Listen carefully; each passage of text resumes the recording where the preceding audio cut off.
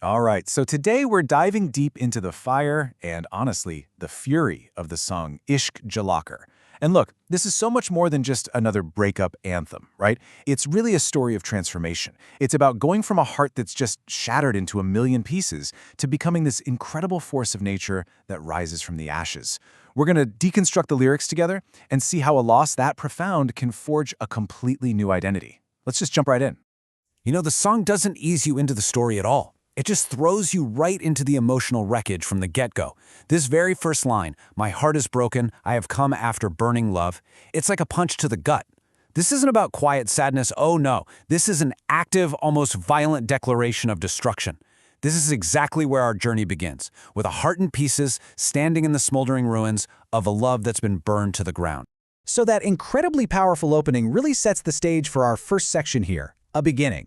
But as you're about to see, this is a beginning that's born from a really destructive end. Let's explore what it actually means to burn love. So what does Ishq Jalaka really mean? Literally, it translates to burn love. But the emotional weight behind that, it's just so much heavier.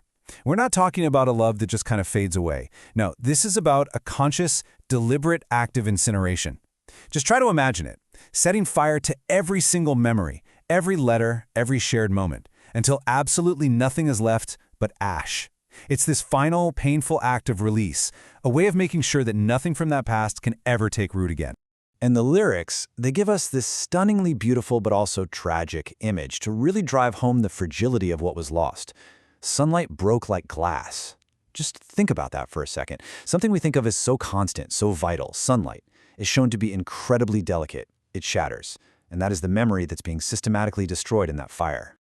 But here's the thing. The story doesn't end in those ashes. From all that destruction, something new and incredibly powerful starts to emerge.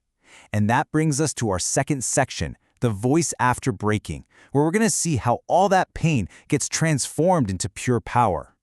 And here it is. This is the turning point. Out of all that broken glass and ash, a new force comes into being. The narrator declares, "I have come like a storm." Wow. They are no longer a passive victim of heartbreak. They are the storm. This powerful, unpredictable, unstoppable force of nature. This comparison really just captures that transformation perfectly, doesn't it? On one side, you've got the aftermath of the heartbreak, fragile, passive. And on the other, you have the storm, active, powerful, and totally in control. This is the core message right here.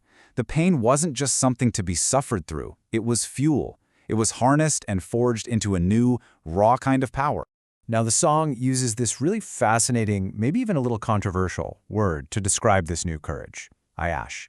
It can mean unrestrained, hedonistic, even reckless. And this isn't the careful, cautious courage of someone who still has something to lose. No, this is the courage of someone who has already lost everything and because of that has absolutely nothing left to fear. They've completely broken free from every single rule that once held them back. So, okay, now that our narrator has become this storm, where do they go? What do they do with all this newfound power? Well, that brings us to our third section, the search for a caravan, which really dives into the journey of finding a new path forward. Okay, so this is where things get really interesting. The lyrics seem to give us a contradiction. The narrator keeps insisting, "I'm not looking for a caravan, I'm not looking for a companion." Now, on the surface, that sounds like a total rejection of connection, right? Like a desire to just be alone.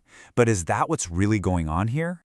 What's really being rejected here isn't companionship itself, it's the idea of simply replacing what was lost. See, they're not looking for the same old caravan or the same kind of companion. They've been fundamentally changed by this whole experience. So the lyrics, they subtly shift to show us that a new quest has actually begun, not to fill an old empty space, but to build something entirely new. A new journey, a different kind of connection, a whole new way to fill the heart. And this leads us to this really profound question that's right at the heart of the song.